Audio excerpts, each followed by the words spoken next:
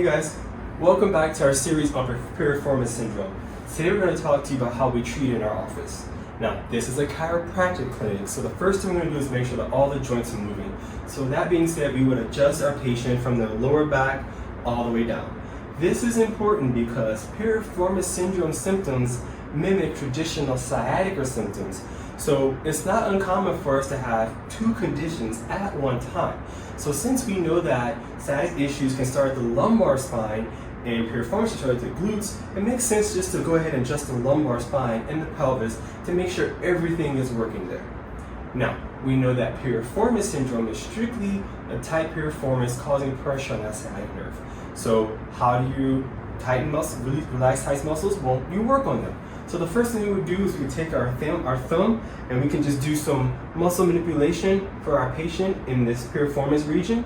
Now, some people are very tender and do not want thumbs in their glutes, so we can take a nice blunt tool and just do some work on our patient's muscle and just manipulate the leg to get better angles on the knots in those muscles.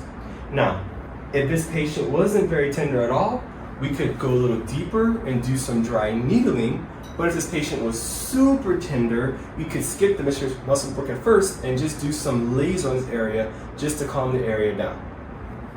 In addition to doing that, we can do some active release stuff on this patient glute. So we'll have our patient lay on their side for us. And all we're going to do here is just contact this piriformis muscle here as our patient bends their knee and internally rotates their hip. And now we'll have our patient continue to do this as we find different tight areas in this muscle.